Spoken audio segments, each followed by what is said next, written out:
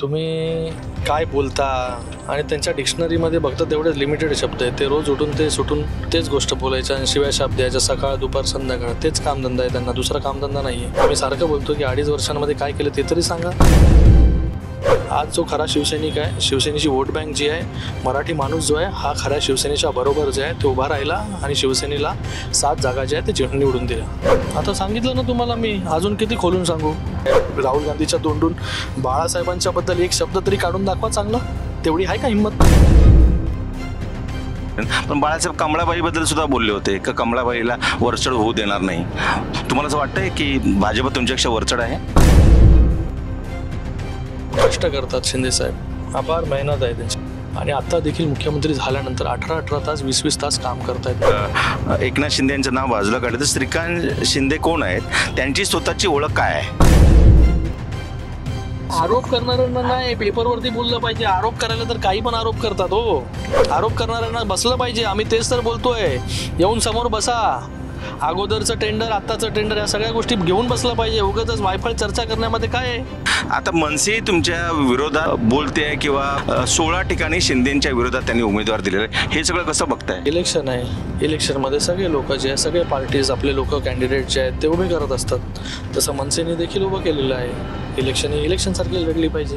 की जे अफवा पसरवत होते, लोकांची दिशाभूल करत होते, उद्योगधंदे बाहेर चालले, उद्योगधंदे बाहेर चालले. गेले आहेत ना श्रीकांतजी बाहेर? अरे कुठे गेले उद्योगधंदे? जेव्हा तुम्ही पण त्यांची भाषा बोलू नका.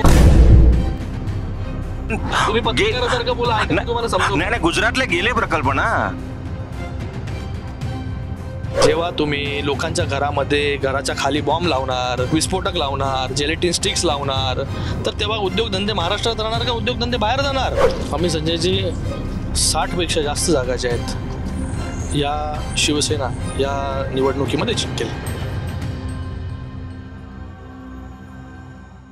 आपलं महानगर MyMahangar.comच्या या खुल्लमखुल्ला चर्चेमध्ये आपण साधारण प्रत्येक पक्षाचे जे वरिष्ठ नेते आहेत त्यांच्या मुलाखती घेतोय. आज पंतप्रधान नरेंद्र मोदी यांची शिवाजी पार्कमध्ये सभा होती. त्या सभेला मुख्यमंत्री एकनाथ शिंदे, उपमुख्यमंत्री देवेंद्र फडणवीस आणि मुख्यमंत्री एकनाथ शिंदे यांचे सुपुत्र खासदार डॉक्टर श्रीकांत शिंदे यांच्यासोबत आपल्याला मुलाखतीचा योग येतोय. सर्वप्रथम श्रीकांतजी, आपण आम्हाला जी वेळ दिली त्याबद्दल खूप खूप धन्यवाद. धन्यवाद संजयजी. तुमचं खूप बिझी शेड्यूल आहे. आपण बघतोय महिला वर्ग सुद्धा त्यांना भेटतायत.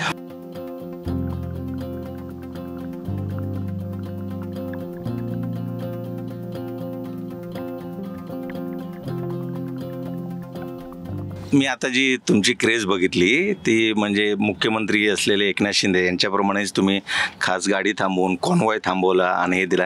हे एवढं प्रेम एकनाथ शिंदे जर नाव मायनस केलं तर तुम्हाला मिळू शकेल का?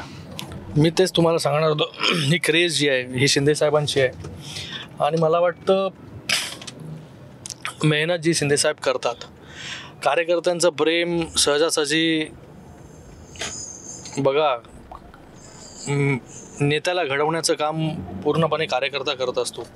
आणि त्या कार्यकर्त्याबरोबर आपुलकीने तुम्ही राहिले एका परिवारासारखे, त्याच्याबरोबर जोपर्यंत तुमचं अटॅचमेंट होत नाही ना तोपर्यंत हे प्रेम जे आहे मिळत नाही. आमचं अटॅचमेंट जे आहे प्रत्येक कार्यकर्त्याचं जे आहे कार्यकर्त्याबरोबर एका परिवाराच्या सदस्यासारखं आहे. म्हणून कमी कालावधीमध्ये खूप सारं प्रेम जो आहे, आशीर्वाद जो आहे तो मिळतो आहे. तर तुम्ही मुख्यमंत्री एकनाथ शिंदे यांच्याप्रमाणेच शिवसेना, मी असं शिंदेगड म्हणणार नाही कारण तुमच्याकडे धनुष्यबाण निशाणी आहे, शिवसेना हे नाव दिलेलं आहे. तुम्हीच आज उत्तर महाराष्ट्रामध्ये होता, उद्या मराठवाड्यामध्ये आहात. राज्यातील वातावरण काय आहे? महायुतीला पोषक आहे का? खूप चांगलं वातावरण आहे. आज पूर्ण महाराष्ट्र फिरतोय. निवडणुका जाहीर होण्याच्या अगोदर देखील मी 60-70 विधानसभा स्वतः फिरून आलो होतो. आणि आता प्रचाराच्या निमित्ताने सगळ्या उमेदवारांच्या, शिवसेनेच्या उमेदवारांच्या प्रत्येक ठिकाणी जातो आहे. तर उत्स्फूर्त प्रतिसाद जो आहे हा लोकांचा. सगळ्यात प्रथम तर मुख्यमंत्री माझी लाडकी बहीण योजनेचे लाभार्थी, त्याचबरोबर शेतकरी ज्यांना 7.5 HP पर्यंतचं आम्ही पूर्णपणे वीज बिल मोफत केलेलं आहे. पीक विम्याचे पैसे लोकांना मिळत आहेत, सोयाबीनचे पैसे लोकांना मिळत आहेत. आज तर मी नेवाशामध्ये होतो तर लोकच मला मोजून दाखवत होते की गेल्या 2.25 वर्षांमध्ये आम्हाला काय काय बेनिफिट जो आहे तो सरकारच्या माध्यमाने झाला. 6,000 रुपये जे केंद्र देत होती, मोदीजी देत होते, त्याच्यामध्ये भर म्हणून 6,000 रुपये राज्य सरकारकडून देखील. आणि ज्या प्रकारे मुख्यमंत्री महोदय असतील, दोन्ही उपमुख्यमंत्री महोदय असतील, ज्या प्रकारे काम करतात हे आता लोकांना दिसतंय. 2.25 वर्षांमध्ये ज्या प्रकारे निर्णय घेतलेत, ज्या वेगाने निर्णय घेतले, ज्या प्रकारे डेव्हलपमेंट प्रत्येक शहरात आणि गावामध्ये पोचले आणि ज्या प्रकारे योजना प्रत्येकाच्या घरापर्यंत पोचली आहे ना, त्याच्यामुळे एक वेगळा वातावरण जे आहे, एकदम जबरदस्त वातावरण प्रत्येक सभेला आहे. आणि त्याच्यावरून कळतं आहे की एक येणाऱ्या ह्या विधानसभेमध्ये महायुती जी आहे ही थम्पिंग मेजॉरिटी निवडून येईल. आता तुम्ही ज्याचा उल्लेख केला, ज्या मुख्यमंत्री माझी लाडकी बहीण योजना, या योजनेचा इम्पॅक्टमुळेच तुम्ही निवडून याल की मुख्यमंत्री एकनाथ शिंदे यांनी 2.5 वर्षामध्ये जी कामं केली आहेत किंवा ज्या काही योजना आणलेल्या आहेत, केवळ मुख्यमंत्री माझी लाडकी योजनावरतीच का भर दिला जातोय? बाकी पण राज्यांनी योजना आणल्या होत्या. सगळेच राज्य जे आहे सफल होतात असं नाही आहे. ज्या प्रकारे माननीय मुख्यमंत्री एकनाथजी शिंदेसाहेब काम करतात, त्यांच्या नेतृत्वाखाली जे आहे हे राज्य पुढे जात आहे. ज्या प्रकारे दिवस रात्र 18-18, 20-20 तास मुख्यमंत्री महोदय काम करतात, ज्या प्रकारे डेव्हलपमेंट आपण मुंबईमध्ये पाहता की मुंबई सारखी बदलते. मुंबईमध्ये कोस्टल रोड असेल, मुंबईमध्ये MTHL असेल, मुंबईमध्ये मेट्रो असेल, मुंबईमध्ये सिमेंट कॉन्क्रीटचे रस्ते असतील, MMR रिजनचा विकास असेल आणि त्याचबरोबर शेतकऱ्यांसाठी घेतलेला निर्णय देखील आहे. मुख्यमंत्री माझी लाडकी बहीण तो एक मोठी सक्सेसफुल सुपर डुपर हिट योजना लागू झाली आणि ती घराघरापर्यंत पोचली, प्रत्येक महिलेपर्यंत पोचली. 2.5 कोटी महिलांपर्यंत ती योजना पोचली. आणि साहेबांची जी आहे, CM साहेबांची ॲक्सेसिबिलिटी आहे, जी अवेलेबिलिटी आहे, ते सर्वात महत्त्वाचं आहे की आज मुख्यमंत्री असून सुद्धा एका कार्यकर्त्यासारखं ते काम करतात आणि लोकांना सहज अवेलेबल होतात. ह्या सगळ्या गोष्टींचा समावेश आहे. या सगळ्या गोष्टींचा रिझल्ट जो आहे तो आज आपल्याला पाहायला मिळतोय. तर तुम्ही ज्याचा उल्लेख केला की तुम्ही डेव्हलपमेंटवरती बोलताय, तुम्ही मुंबईच्या विकासावरती बोलताय, पण तुमचे जे विरोधक आहे म्हणजे उद्धव बाळासाहेब ठाकरे यांना तुम्ही पहिले, हा जो पक्ष आहे हा मुख्य विरोधक आहे का तुमचा? विरोधक हा विरोधक असतो. मुख्य आणि साधा विरोधक काय असतं? विरोधक आहे महाविकास आघाडी विरोधक आहे. आज म्हणून इलेक्शन लढतोय आपण आमने सामने. तर मला वाटतं त्याच्यामध्ये विरोधकाला ते समोरून लढत आहेत, आम्ही लढतोय इलेक्शन्स. नाही ना, राजकीय शत्रू कोण? काँग्रेस, राष्ट्रवादी काँग्रेस, शरदचंद्र पवार गट की उद्धव बाळासाहेब ठाकरे गट? महाविकास आघाडी. महाविकास आघाडी. तुम्ही ज्याचा उल्लेख केला, कोस्टल रोड असेल किंवा MTHL असेल, तर कोस्टल रोड तर मुंबई महापालिकेने बनवलं. MTHLचं साधारण 90% काम हे उद्धव बाळासाहेब ठाकरे मुख्यमंत्री असते वेळी झालेलं होतं असं वारंवार आधी. तुमच्याकडे फोटो आहेत? नाही, पण ते आरोप करतायत. आरोप करू द्या ना. आरोप करणाऱ्यांना काय, आरोप करणाऱ्यांना आरोपच करायचे आहेत. 2.5 वर्षामध्ये काय काम केलं हे एकदा येऊन सांगितलं पाहिजे त्यांनी समोरासमोर. आम्ही सारखं आव्हान करतो की 2.5 वर्षामध्ये तुम्ही काय केलं, 2.25 वर्षामध्ये आम्ही काय केलं, हे जे आहे ते लोकांना आम्ही सांगतो. एकदा या समोरासमोर, लोकांना पण कळू द्या की 2.5 वर्षांमध्ये तुमचा कारनामा काय होता आणि 2.25 वर्षांमध्ये आम्ही काय काय कामं केली आहेत ती. ज्या गतीने कोस्टल रोड झाला, अगोदर तर 2.25 वर्षामध्ये कोस्टल रोड दिसत पण नव्हता. 2.25 वर्षांमध्ये कोस्टल रोडच्या वेगवेगळे आर्म्स, त्याचं उद्घाटन असेल, ब्रिजेसचं उद्घाटन असेल, या सगळ्या गोष्टी ज्या आहेत त्या आमच्या सरकारने केलं. ह्यांनी फक्त मेट्रोला अडवण्याचं काम केलं, बुलेट ट्रेनला अडवण्याचं काम केलं, कारशेडला अडवण्याचं काम केलं. आज ते कारशेडला अडवल्यामुळे 10,000 कोटीचा लॉस झाला ना सगळ्यांना. तर 10,000 कोटी रुपये जास्त लागले त्याच्यामध्ये. ह्यांनी फक्त आडवीचीच कामं केली. त्या कोस्टल रोडमध्ये स्पॅन वायडनिंग करत नव्हते, तो स्पॅन वायडनिंग पण आम्ही केला मच्छीमारांसाठी. तर हे सगळे समृद्धी महामार्ग असेल, हे सगळे, आणि मेट्रो असेल, मेट्रोचं जाळं बघा किती फास्ट जे आहे हे वाढतं. यांनी फक्त सगळ्या गोष्टींमध्ये खोडा घालण्याचं काम केलं. आम्ही तो खोडा काढण्याचं काम केलं आणि लोकांना कशा कम्युनिकेशन जे आहे हे सुरळीत होईल, लोक कमी वेळेत घरी कसे पोहोचू शकतील, त्याच्यासाठी आम्ही काम करतोय. मागील 2.5 वर्षामध्ये गद्दार, 50 खोके ह्या घोषणा किंवा यावरतीच प्रचार करण्यात आला. या विरोधात राज्यभरात राळ उठवण्यात आली. त्यामध्ये स्पेशली आदित्य ठाकरे यांचा पुढाकार होता. तुम्ही आता राज्यामध्ये फिरताय, तर अशा पद्धतीचं वातावरण आहे की लोकांना जो तुम्ही विकास केला तोच हवा आहे? लोकांना या सगळ्या गोष्टींची काही घेणं देणं नाही. लोकांसाठी तुम्ही काय करता ते महत्त्वाचं आहे. तुम्ही काय बोलता आणि त्यांच्या डिक्शनरीमध्ये बघता तेवढे लिमिटेड शब्द आहेत. ते रोज उठून ते सुटून तेच गोष्ट बोलायच्या आणि शिवाय शब्द द्यायच्या सकाळ दुपार संध्याकाळ. तेच कामधंदा आहे त्यांना, दुसरा कामधंदा नाही आहे. आम्ही सारखं बोलतो की 2.5 वर्षांमध्ये काय केलं ते तरी सांगा. आम्ही 2.25 वर्षांमध्ये जे काम केलं ते लोकांच्या समोर आहे आणि त्याचा परिणाम जो आहे बघा ह्या लोकसभेमध्ये पण मिळाला. लोकसभेमध्ये आम्ही त्यांच्यासमोर 13 जागा लढलो एकमेकांसमोर. त्याच्यामुळे 7 आम्ही जिंकलो, 6 ते जिंकले. 6 जे जिंकले ते कोणामुळे जिंकले? काँग्रेसची वोट बँक जी आहे ते त्यांना ट्रान्सफर झाल्यामुळे जिंकले. एका विशिष्ट धर्माच्या लोकांच्या मतदानामुळे जिंकले, ज्यांना त्यांनी गुमराह केलं, ज्यांना त्यांनी खोटं बोललं. आरक्षण खतरे में आहे, संविधान जे आहे हे बदललं जाईल, आरक्षण बदललं जाईल, आरक्षण काढलं जाईल, मुस्लिम समाजाला जे आहे हे बितरवण्यात आलं. तर मला वाटतं हे सगळं करून जे आहे हे लोकसभेमध्ये काही जागा ज्या आहेत त्यांच्या निवडून आल्या नाही तर तेवढा पण निवडून नसते आला. आज जो खरा शिवसैनिक आहे, शिवसेनेची वोट बँक जी आहे, मराठी माणूस जो आहे हा खऱ्या शिवसेनेच्या बरोबर जे आहे ते उभा राहिला आणि शिवसेनेला 7 जागा ज्या आहेत ते निवडून दिल्या.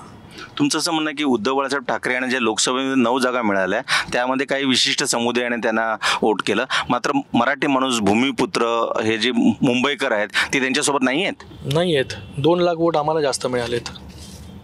पण जर समजा आपण भाजप किंवा महायुतीचा विचार केला तर भाजपच्या बाबतीमध्ये हे वारंवार बोललं जातं की भाजप त्यांच्यासोबत असलेल्या मित्रपक्षांना संपवते.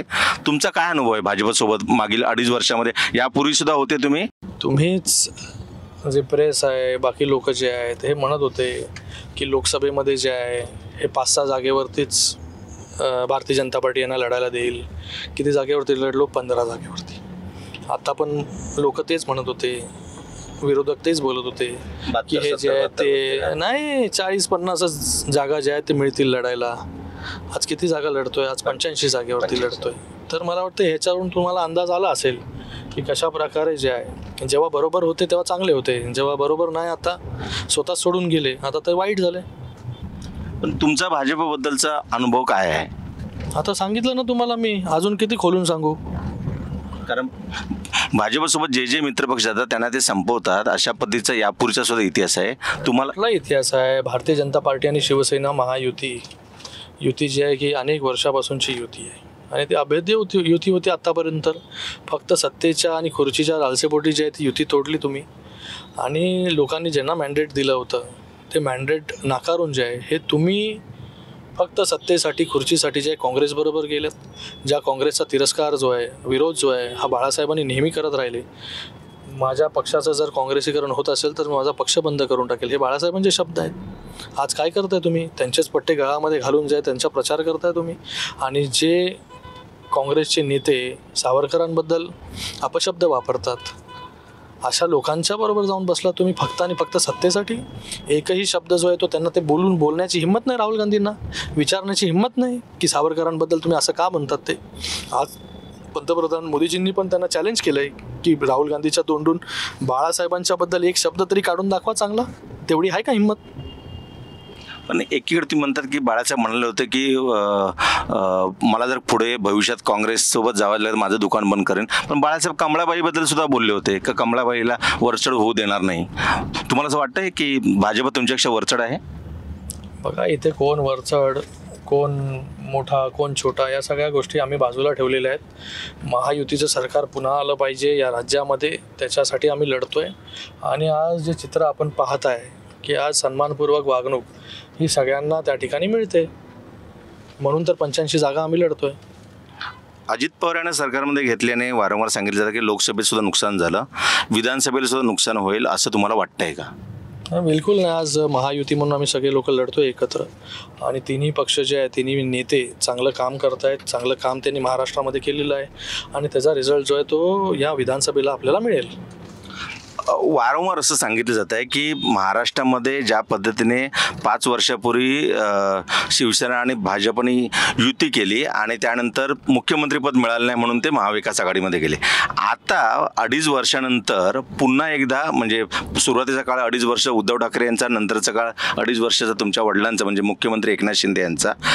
आता इलेक्शन नंतर कोणत्याही परिस्थितीमध्ये उद्धव बाळासाहेब ठाकरे किंवा जो त्यांचा पक्ष यांच्यासोबत कोणत्याही प्रकारची युती, मैत्री होईल का? संजयजी त्यांनी त्यांचा मार्ग निवडला आहे, ते त्यांच्या मार्गावरती गेलेले आहेत, ते भरकटलेले आहेत ऑलरेडी. त्यांना परत तुम्ही आणू शकत नाही हिंदुत्वाच्या जवळ, बाळासाहेबांच्या विचारांच्या जवळ. ते भरकटले. ते म्हणतात की तुम्ही काही गोष्टीच्या लोभापायी तुम्ही तिकडे गेला. कुठल्या गोष्टीच्या लोभापायी? नाही, त्यांचं लोकांना माहिती आहे संजयजी की फक्त खुर्चीसाठी युतीमध्ये तुम्ही एकत्र लढलात, भारतीय जनता पार्टी आणि शिवसेना, आणि जेव्हा तुम्हाला आता कळालं की बाबा आता युती तोडू शकतो आणि खुर्ची जी आहे ती मिळू शकते काँग्रेसकडून, त्याच्यासाठी तुम्ही काँग्रेसकडे गेलात, काँग्रेसबरोबर सत्ता स्थापन केली. हे जग जाहीर आहे. आम्ही तर बाळासाहेबांचे विचार ह्यांनी सोडले, हिंदुत्वाचे विचार ह्यांनी सोडले, त्याच्यामुळे आम्ही अस्तित्वात असलेल्या सत्तेपासून दूर गेलो, सत्तेच्या बाहेर गेलो, सत्तेला लात मारली आम्ही. पण तुमच्यासोबत महाशक्ती होती ना, म्हणून पुन्हा आलात ना.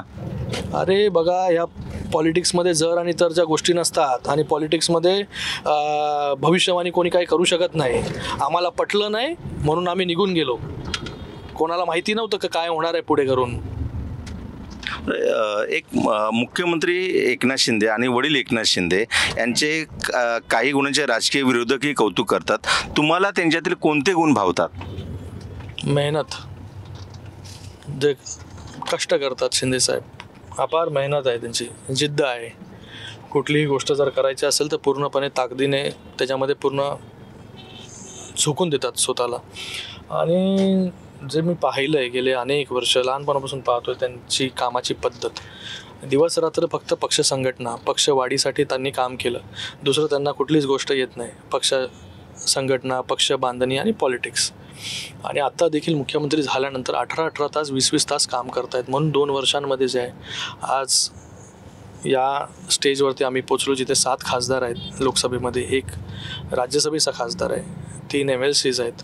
त्याचबरोबर आता विधानसभेमध्ये एवढ्या जागा ज्या आहेत ते लढतोय. कार्यकर्ते एवढे लाखोच्या संख्येमध्ये जोडले गेलेले आहेत. तर हे सहजासहजी जे आहे हे घरी बसून झालं नसतं. ह्याच्यासाठी अपार कष्ट, तर कष्ट करण्याची त्यांची जी सुरुवातीपासूनचं जे काम हे करतात, मला वाटतं त्यांनी कष्टाशिवाय, हार्डवर्कशिवाय काहीच तुम्हाला मिळू शकत नाही. तर हार्डवर्क करायचं पूर्णपणे, पूर्ण ताकद 100% द्यायचं कुठल्याही गोष्टीमध्ये, कुठल्याही बाबतीमध्ये. मी पुन्हा मुख्यमंत्री एकनाथ शिंदे आणि तुमचे वडील याच्याबाबतीतच एक प्रश्न विचारतोय. काही वेळासाठी समजा एकनाथ शिंदे यांचं नाव बाजूला काढलं तर श्रीकांत शिंदे कोण आहेत, त्यांची स्वतःची ओळख काय आहे? ती तुम्ही आता माझ्या मतदारसंघामध्ये किंवा लोकांना जाऊन विचारलं पाहिजे. एक मला गोष्ट इथे आवर्जून विचारायची आहे की शिवसेना पक्षात, तुमच्या शिवसेना पक्षाचं लोकसभा निवडणुकीनंतर अस्तित्व राहिलं, ते लोकांनी बघितलं. तुम्ही आता सांगितलं की 7 खासदार तुमचे निवडून आले.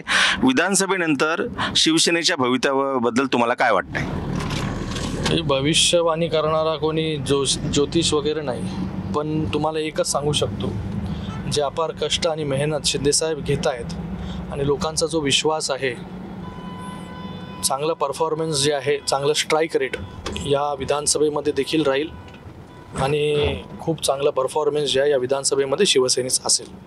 स्ट्राईक रेट जास्त महत्त्वाचा आहे की ज्यांचे उमेदवार जास्त निवडून येतील त्यांचा मुख्यमंत्री होईल? मुख्यमंत्री एकनाथ शिंदे यांच्या नेतृत्वाखाली निवडणूक लढवली जाते. मात्र भाजपकडून वारंवार सांगितलं जात आहे की ज्यांचे उमेदवार, म्हणजे अमित शहा यांनी सुद्धा इनडायरेक्टली हेच सांगितलं होतं. तुम्हाला काय वाटतं, स्ट्राईक रेट महत्त्वाचा आहे की जास्तीत जास्त उमेदवार निवडून येणं? आमचं एकच आहे की महायुतीचं सरकार पुन्हा निवडून येणं. जी कामं आम्ही सुरू केलेली आहेत ती कामं जी आहे ही पुढच्या 5 वर्ष अशी सुरू राहिली पाहिजे. ज्या योजना आम्ही सुरू केलेल्या, जे डेव्हलपमेंटची कामं आम्ही सुरू केली ते आम्ही पुढे घेऊन जाऊ शकतो. आणि मला वाटतं हे मुख्यमंत्री पदाची शर्यत जी आहे ही महाविकास आघाडीमध्ये आहे. त्या महाविकास आघाडीमध्ये रोज कोण काँग्रेसचा कधी नेता उठतो, तो बोलतो मला मुख्यमंत्री पदाचा चेहरा करा. उभाटाचे नेते उठतात, ते म्हणतात मला मुख्यमंत्री पदाचा चेहरा करा. राष्ट्रवादीवाली बोलतात. आता राष्ट्रवादीचे शरद पवारांनी कालच स्टेटमेंट केलं, ज्यांचे जास्त येतील तो जो आहे त्याचा मुख्यमंत्री बनेल.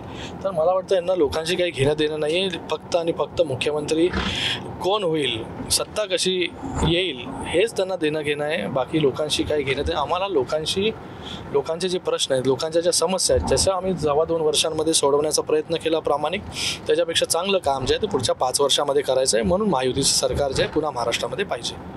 आघाडी सरकारच्या काळामध्ये एकदा असं झालं होतं की विलासराव देशमुख यांच्या नेतृत्वाखाली निवडणुका लढलेल्या होत्या आणि सुशीलकुमार शिंदे त्यानंतर मुख्यमंत्री झाले होते. आता तुमच्या पक्षाचे शीर्षस्थ नेते, मुख्य नेते एकनाथ शिंदे आहेत. तुम्हाला वाटतं की पुन्हा त्यांनी मुख्यमंत्री व्हावं आणि राज्याची धुरा सांभाळावी? मुलगा म्हणून, पक्षाचा कार्यकर्ता म्हणून नेहमीच जे आहे हे वाटत राहणार. कार्यकर्त्याला वाटत असतो माझा नेता जो सर्वोच्च पदावरती गेला पाहिजे. तर कार्यकर्त्याची भावना साहजिक असणार की शिंदेसाहेब जे सर्वोच्च पदावरती गेले पाहिजे. पण महायुतीमध्ये सगळे नेते मिळून जे आहे, जसं अमित भाई शाह यांनी सांगितलं की ह्या सगळ्या कोण रेसमध्ये नाही आहे ते मुख्यमंत्रीपदाच्या, की कोण मुख्यमंत्री बनणार. तर या सगळ्या गोष्टी ज्या आहेत महायुतीचं सरकार आल्यानंतर ज्या आहेत या ठरवल्या जातील. आणि आम्हाला फक्त जे आहे हे लोकांच्या समस्या, लोकांचं दुःख जे आहे हे दूर करण्यामध्ये जास्त समाधान आम्हाला वाटतं. आता एक गोष्ट आहे की गेल्या काही दिवसापासून जेव्हापासून माहीम मतदारसंघ, स्पेसिफिक मी प्रश्न विचारण्याचं कारण आहे, माहीम मतदारसंघामध्ये तुमच्या पक्षाचे सदा सरवंकर 3 वेळा आमदार निवडून आले. मात्र तिकडून राज ठाकरे मनसेचे जे अध्यक्ष आहेत त्यांनी आपल्या मुलाला तिकीट दिली. तिकीट दिल्यानंतरचे जे काय आरोप झाले, म्हणजे आरोप म्हणजे ह्या पद्धतीने की आम्हाला विचारण्यात आलं नव्हतं, सुरुवातीच्या काळामध्ये तुम्ही त्यांच्यासाठी भांडुपी जागा सोडली होती. आता मनसे तुमच्या विरोधात बोलते आहे किंवा ज्या पद्धतीचे आजच आम्ही बातमी केली आहे की 16 ठिकाणी शिंदेंच्या विरोधात त्यांनी उमेदवार दिलेले आहे. हे सगळं कसं बघताय? काय बघायचं, इलेक्शन आहे. इलेक्शनमध्ये सगळे लोक जे आहे, सगळे पार्टीज आपले लोक कॅन्डिडेट जे आहेत ते उभे करत असतात. तसं मनसेने देखील उभं केलेलं आहे. इलेक्शन ही इलेक्शनसारखी लढली पाहिजे. माहीमच्या बाबतीमध्ये तुम्ही सदा सरवंकर यांच्या सभेला सुद्धा आले होते. माहीममध्ये काय चमत्कार होईल असं तुम्हाला वाटतं? मला वाटतं लोक ठरवतील संजयजी की या माहीममध्ये काय होईल. जो लोकांच्या सुखादुःखात जो धावून जातो, लोकांसाठी जो अवेलेबल राहतो, लोकांसाठी जो काम करेल असं लोकांना वाटतं, त्याला जे आहे ते लोक निवडून देतील. आणि आम्हाला पूर्ण कॉन्फिडन्स आहे की सदा सरवणकर सारखा कार्यकर्ता जो आहे हा गेले 15 वर्ष त्या मतदारसंघामध्ये काम करतोय, दिवस रात्र लोकांना अवेलेबल आहे, पक्ष वाढवण्यासाठी मेहनत केली. आणि मला वाटतं लोक सदा सरवणकरजींना पुन्हा एकदा जे आहे हे माहीममधून निवडून देतील. मी थोडंसं तुमच्या खासदारकीच्या मतदारसंघाकडे तिकडे चाललो आहे. आपण कल्याण ग्रामीणमध्ये हा प्रश्न स्वाभाविक आहे. याचं कारण लोकसभेला मनसेच्या राजू पाटील यांनी लोकसभेला तुम्हाला मदत केली होती, पण विधानसभेला तुम्ही तिथे उमेदवार दिलात, असं एक नाराजी त्याने लोकसभेमध्ये जे आहे हे बिनशर्त पाठिंबा जो आहे हा मनसेने दिला होता. विधानसभेमध्ये युती झाली नाही. विधानसभेमध्ये 3च पक्षाची युती आहे, शिवसेना, भारतीय जनता पार्टी, राष्ट्रवादी काँग्रेस आणि त्याचबरोबर RPI. आणि अशा या परिस्थितीमध्ये त्यांनी पण आमच्यासमोर उमेदवार उभे केलेत, आम्ही पण उमेदवार उभे केलेले आहेत. तर मला वाटतं तर इलेक्शनसारखी लढली पाहिजे आपण. पण भाजप आणि मनसेची छुपी इथे, कारण मुंबईतील ना 9पेक्षा जास्त जागांवरती ज्या ठिकाणी मी 2-3 उदाहरण तुम्हाला सांगू शकतो. मुंबईचे अध्यक्ष आशिष शेलार असतील किंवा त्यांचे भाऊ विनोद शेलार असतील, अजून 2-3 ठिकाणी, अशा 9 ठिकाणी मनसेने तिथे उमेदवार दिले नाहीत, मात्र तुमच्या विरोधात उमेदवार दिलेले. तर आता तुम्ही त्यांना विचारला पाहिजे हा प्रश्न, चुकीच्या माणसाला प्रश्न विचारताय. तुमचा मुख्य विरोध, मी वारंवार तुम्हाला हे विचारण्याचं कारण आहे की सर्वाधिक उमेदवार हे शिंदे सेना म्हणजे शिवसेना आणि उद्धव बाळासाहेब ठाकरे यांच्या विरोधात लढतात. 85 पैकी 49हून जास्त जागेवर, तर त्या ठिकाणचा स्ट्राईक रेट तुमचा काय राहील? एकदम बेस्ट स्ट्राईक रेट राहील, चांगला स्ट्राईक रेट राहील. एकदम जास्तीत जास्त जागा जी आहे शिवसेना लढेल आणि जिंकेल. मला एक, तुम्ही वारंवार म्हणाल की आपल्याला काय भविष्यवाणी करायची नाही किंवा काय, पण विधानसभेत पुन्हा जर सत्ता यायची असेल तर 145चा जादुई आकडा गाठावा लागेल. तुम्ही लढतायत 85 जागा, दादा साधारण लढतायत 55 जागा, म्हणजे साधारण जर आपण जर पकडलं 140, मात्र 152 जागा ह्या भाजप लढत आहे. आणि तुमच्या इकडे म्हणजे तुमच्या पक्षामध्ये 10 उमेदवार भाजपने तुमच्याकडे पाठवले, तर मग त्यांचा स्ट्राईक रेट हा जास्तच राहील ना? हे सगळ्या गोष्टी या जर तर आणि या सगळ्या गोष्टींचा काय अर्थ नसतो. जो उमेदवार जिंकणार आहे त्या उमेदवाराला जी आहे उमेदवारी दिलेली आहे आणि याच्या अगोदर पण अशा गोष्टी झालेल्या आहेत. कुठले उमेदवार जे आहेत ते आमचे त्यांच्याकडून लढत आहेत, त्यांचे काही जे आहेत पक्षामध्ये लोक होती ते आमच्याकडे येऊन लढत आहेत. अल्टिमेटली महायुती सत्तेमध्ये कसं येईल याच्यासाठी हे सगळं जी रणनीती आहे या सगळ्या गोष्टी केलेल्या आहेत. आणि मला वाटतं आता एकदा पक्षामध्ये आल्यानंतर तो व्यक्ती जो आहे तो त्याच पक्षामध्ये राहतो, असं त्याच्यामध्ये वेगळं अर्थ काढण्याचा काही गरज नाही. आमचं लक्ष आहे फक्त आणि फक्त महायुती जी आहे ही सत्तेमध्ये परत आलं पाहिजे. जो जिंकणारा आहे त्याला जे आहे हे तिकीट महायुतीकडून दिलेलं आहे. तुम्ही एक एज्युकेटेड डॉक्टर असलेले तरुण चेहरा आहे मुंबईकरांच्या किंवा MMR रिजनचं. मी MMR रिजन का म्हणतोय, तुमचा जो मतदारसंघ आहे जिकडे आता आपण चाललेलो आहे त्या ठिकाणचं ट्रॅफिक किंवा त्या ठिकाणी खासदार म्हणून ही खासदारकीची निवडणूक नाही आहे, पण ते जे काय मतदारसंघ जे काय येत आहेत तुमच्या कॉन्स्टिट्युन्सी 6 मतदारसंघ यांनी तुमच्या उमेदवारांना का पुन्हा निवडून द्यावं? मोठ्या प्रमाणामध्ये गेल्या 5-10 वर्षांमध्ये कामं जी आहेत ह्या MMR रिजनमध्ये झाली. कल्याण असेल, डोंबिवली असेल, उल्हासनगर, अंबरनाथ, कळवा मुंब्रा मोठ्या प्रमाणामध्ये केंद्र सरकार आणि राज्य सरकारच्या माध्यमाने निधी घेऊन येण्यामध्ये मी स्वतः यशस्वी झालो. आणि गेल्या 2.25 वर्षांमध्ये माननीय मुख्यमंत्री एकनाथजी शिंदे साहेबांच्या नेतृत्वाखाली मोठा निधी, मोठा बदल जो आहे हा कल्याण ग्रामीण सगळ्याच डोंबिवली असेल, उल्हासनगर, अंबरनाथ या सगळ्या मतदारसंघामध्ये झाला. सगळ्या मतदारसंघामध्ये रेल्वेची कामं असेल, सगळ्यात जास्त सेंट्रल लाईनवरती जर कामं कुठे झाली असतील तर माझ्या मतदारसंघामध्ये झाली.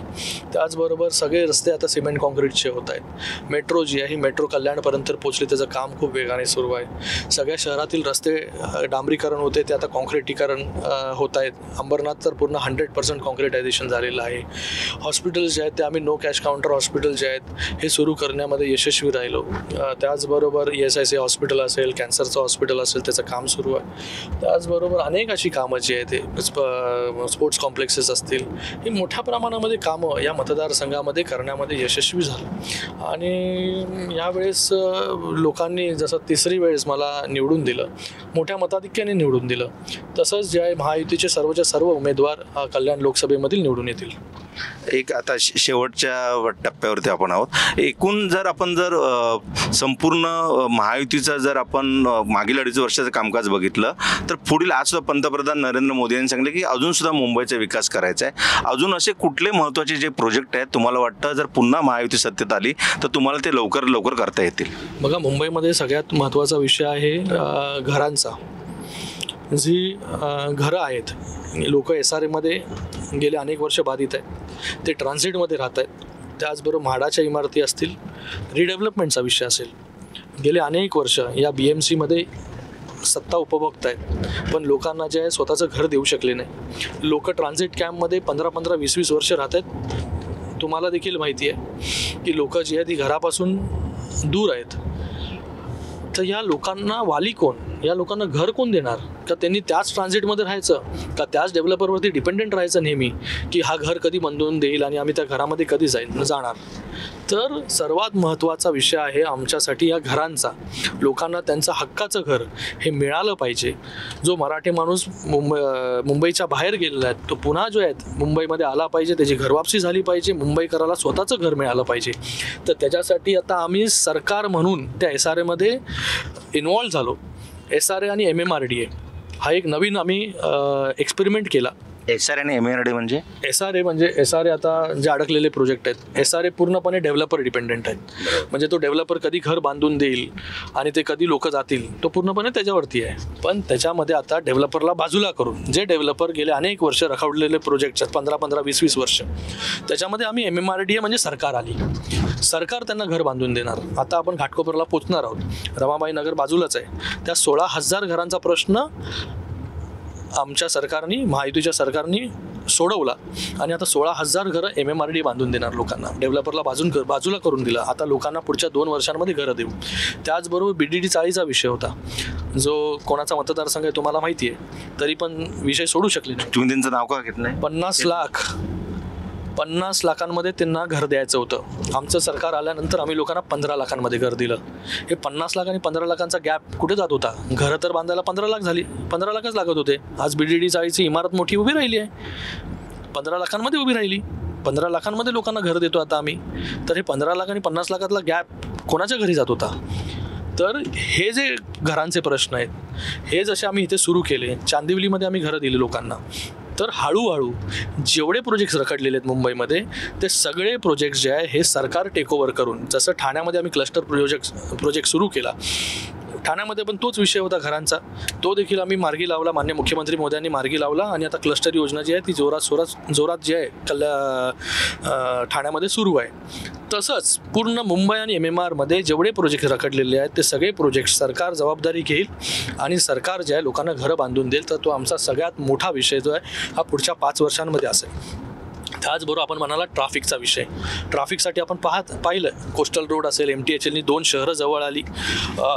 MMR रिजनमध्ये डेव्हलपमेंट आता जास्त होणार आहे, कारण की नवी मुंबईचा एअरपोर्ट आहे. तो देखील नवी मुंबईचा एअरपोर्ट आपण पाहिला की गेले अनेक वर्ष रखडला होता, पण आता एक टर्मिनल जे आहे ते एप्रिलमध्ये सुरू होत आहे. हे पण सरकारची एक मोठी कामगिरी आहे. त्याच्यामुळे जो काही शिफ्ट होणार आहे, जसं आता माझ्या मतदारसंघामध्ये लोक शिफ्ट होत आहेत, परवडणारी घरं मिळत आहेत, तसंच आता मुंबई जी आहे ही डिसेंट्रलाइज होऊन त्या नवी मुंबईच्या एअरपोर्टच्या तिकडे, माझ्या मतदारसंघाकडे, बदलापूरमध्ये, तिथे जास्तीत जास्त लोक शिफ्ट होतील, बिझनेसेस शिफ्ट होतील.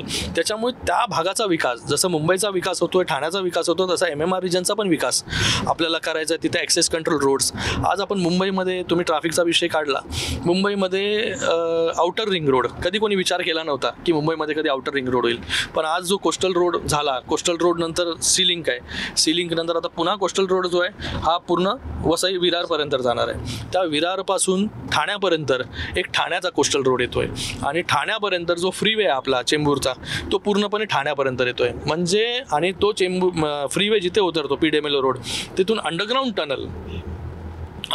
रस्ता जो आहे हा डायरेक्ट नरिमन पॉईंटच्या कोस्टल रोडला जाऊन भेटतोय. म्हणजे पूर्ण ठाणे आणि मुंबई हे एक आउटर रिंग रोडनी जे आहे हे कनेक्ट होणार आहे, जेणेकरून लोकांना जो आता त्रास होतो ट्रॅफिकमध्ये, एवढा वेळ लागतो, तो वेळ लागणार नाही. त्याचबरोबर माझ्या मतदारसंघामध्ये एक मोठा प्रोजेक्ट आम्ही करतोय. आता तर काटई ऐरोली जो आहे तो बोगदा तयार झालेला आहे, तोही काही दिवसामध्ये सुरू होऊन जाईल.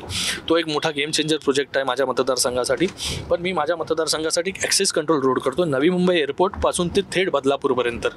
माझी जे सगळी शहरं आहेत, 14 गावं असतील, 27 गावं, डोंबिवली, कल्याण, उल्हासनगर, अंबरनाथ आणि बदलापूर, या सगळ्या शहरांना पॅरलल हा रोड जाणार. ॲक्सेस कंट्रोल, जसा हा ॲक्सेस कंट्रोल फ्रीवे आहे तसं जाणार आणि प्रत्येक शहरातून बाहेर येण्यासाठी फक्त 10 ते 15 मिनटं लोकांना लागतील. हा ग्रीनफील्ड कॉरिडॉर जो आहे तो आम्ही बनवतोय, जो तुमच्या डेडिकेटेड कॉरिडॉरला मीट होईल, MMCला जो तिथे मॅच होईल येऊन.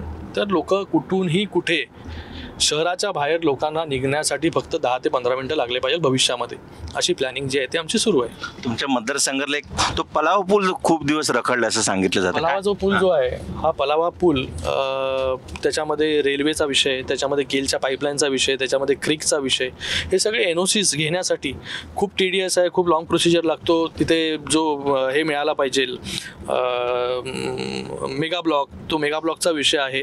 तर आत्ता जे आहे पुलाचं काम जे आहे ते जोरात चालू आहे. एक साईडचा आर्म जो आहे तो आम्ही लवकरात सुरू करू, जेणेकरून मला वाटतं आता 2-1 महिने लागतील पूर्ण होण्यासाठी.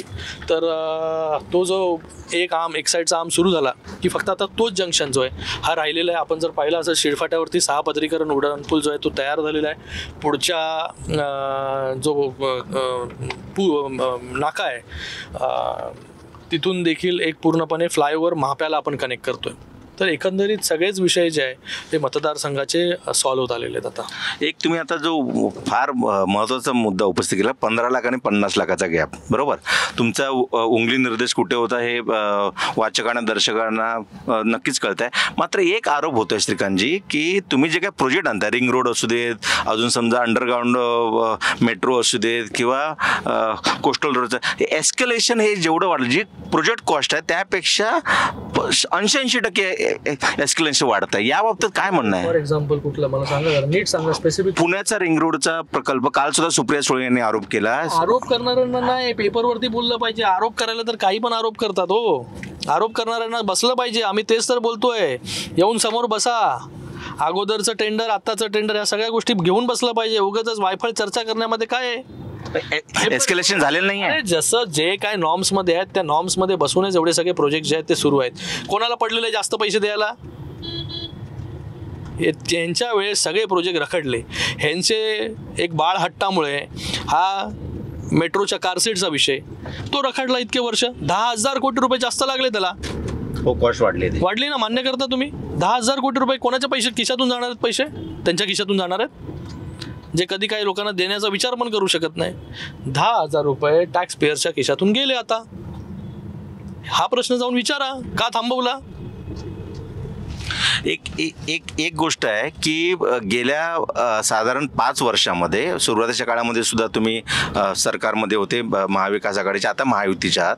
या दरम्यानच्या काळात राज्यावरती जे काय कर्जाचा बोजा तो साधारण 5.5-6 लाखावरून साधारण आता 9 लाख कोटी कर्ज झालेलं आहे. सो कर्ज घेऊन किंवा हे सगळं बर्डन वाढवून ह्या स्कीम राबवणं किंवा काय, राज्य सरकारच्या कर्मचाऱ्यांची पगार सुद्धा देण्याची वेळ, पगारसाठी पैसे नसतील असं सांगितलं जात आहे.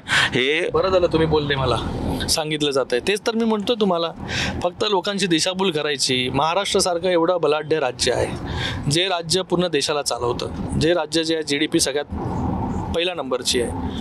आणि मला वाटतं ज्या प्रकारे उद्योगधंदे या महाराष्ट्रामध्ये येत आहेत, आज आपल्याला माहिती आहे FDI जे 52% आहे, फॉरेन डायरेक्ट इन्व्हेस्टमेंट. काल प्रधानमंत्री देखील त्यांच्या भाषणामध्ये म्हणाले की जे अफवा पसरवत होते, लोकांची दिशाभूल करत होते, उद्योगधंदे बाहेर चालले, उद्योगधंदे बाहेर चालले, गेले आहेत ना श्रीकांतजी बाहेर. अरे कुठे गेले उद्योगधंदे? जेव्हा तुम्ही पण त्यांची भाषा बोलू नका, पण तुम्ही पत्रकारासारखं बोला, तुम्हाला समजू. नाही, गुजरातला गेले प्रकल्प ना. अरे जेव्हा तुम्ही लोकांच्या घराच्या खाली बॉम्ब लावणार, विस्फोटक लावणार, जेलेटिन स्टिक्स लावणार, तर तेव्हा उद्योगधंदे महाराष्ट्रात राहणार का उद्योगधंदे बाहेर जाणार?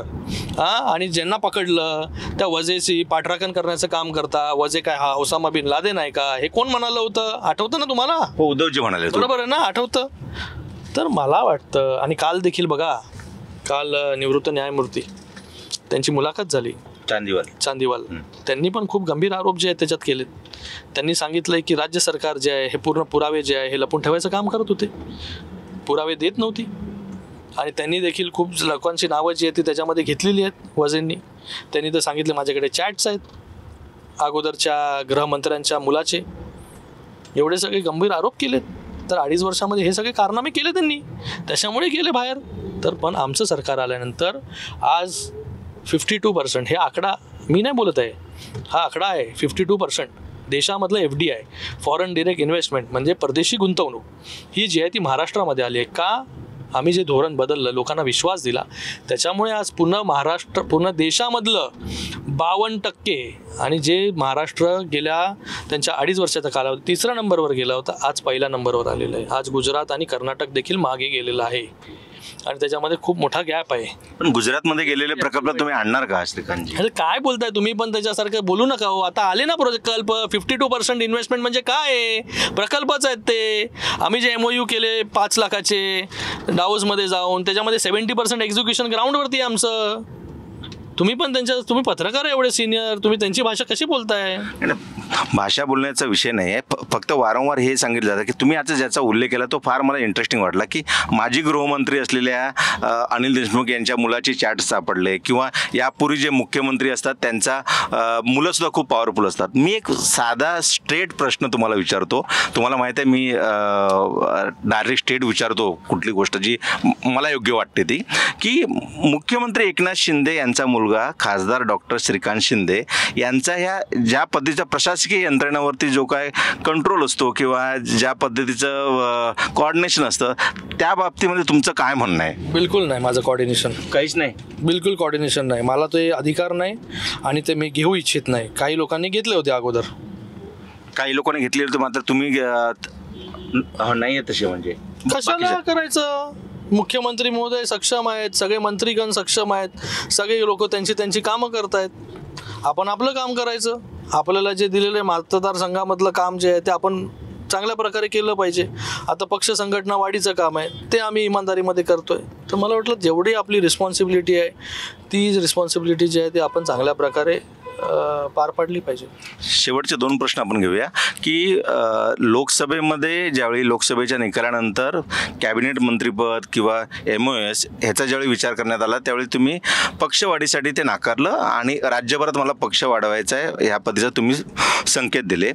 मला आता एक गोष्ट जाणून घ्यायची आहे की महाराष्ट्रामध्ये जर पुन्हा तुम्ही म्हणताच आहे की सत्ता येईल तर विरोधक म्हणते महाविकास आघाडी म्हणते की 160-162 जागा येतील.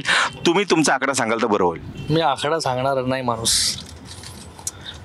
मला वाटतं महायुतीचं, मी तुम्हाला सगळ्यात पहिला प्रश्न तुम्ही विचारला, मी पहिल्या प्रश्नांमध्येच उत्तर दिलं. थम्पिंग मेजॉरिटीने येणार, पूर्ण बहुमत, स्पष्ट बहुमत. या स्पष्ट बहुमताने जे आहे हे सरकार महायुती या महाराष्ट्र राज्यामध्ये बनवेल. आणि तुम्ही जो उल्लेख केला लोकसभेनंतरचा की बाबा मंत्रिपद आपण नाकारलं, मला वाटतं सिनियर लोक आपल्या पक्षामध्ये आहेत जे गेले अनेक वर्ष पक्षासाठी काम करत आहेत, पक्ष वाढवत आहेत. आणि प्रतापराव जाधव सिनियर होते, मी देखील 3 टर्मचा खासदार होतो. मला सगळे लोक बोलत होते तूच हो, पण मला बोललो मला त्याच्यामध्ये जास्त रस नाही आहे.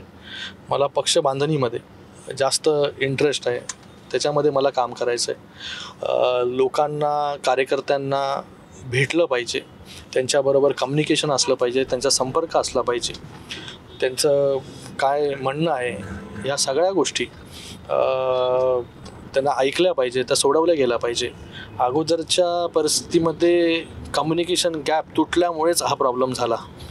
सगळ्यांनाच मंत्री व्हायचं होतं, मुख्यमंत्री व्हायचं होतं, कार्यकर्ता बिचारा तिथे खाली त्याला कोण विचारत नव्हतं, अशी परिस्थिती होती. तर मला वाटतं आपण इतिहासामधून काहीतरी शिकलं पाहिजे. एक संध ज्यावेळी शिवसेना होती त्यावेळी 2014ला तुम्ही 63 आमदार निवडून आले होते. त्यानंतर 2019ला तो आकडा 56 वरती गेला.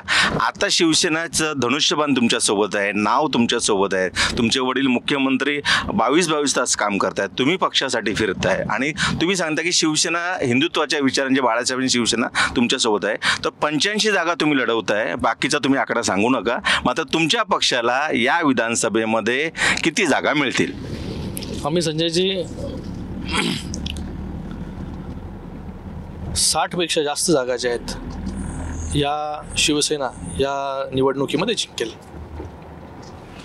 तर हे होते खासदार डॉक्टर श्रीकांत शिंदे, ज्यांनी मुलाखतीच्या शेवटी असं सांगितलं आहे की शिवसेनेला किमान 60 जागा, 85 जागा आम्ही लढवतोय, किमान 60 जागा मिळतील. मुख्यमंत्री हा महायुतीचा होईल. आणि ज्या पद्धतीचे विरोधक केवळ आरोप करतायत त्या आरोपांवरती न जाता महायुतीने आणि मुख्यमंत्री एकनाथ शिंदे यांनी 2.5 वर्षात जी काही कामं केलेली आहेत त्यावरती मतदारांनी जरूरपणे विचार करावा. आणि विरोधकांकडे काहीच उत्तर नसल्यामुळे ते वारंवार त्याच पद्धतीची टेप चालवत आहेत. मला वाटतं या मुलाखतीतून एक गोष्ट स्पष्ट झाली आहे की श्रीकांत शिंदे यांनी सांगितलं की कोणत्याही पद्धतीचं इंटरफिअर मुख्यमंत्री CMOमध्ये त्यांचं नसतं. आणि मला वाटतं ही फार महत्त्वाची गोष्ट आहे. मला वाटतं आज तुम्ही एवढ्या तुमच्या धावपळीच्या शेड्यूलमध्ये आपलं mymahangar.com मुलाखतीसाठी वेळ दिली. तर खूप खूप धन्यवाद. धन्यवाद संजयजी.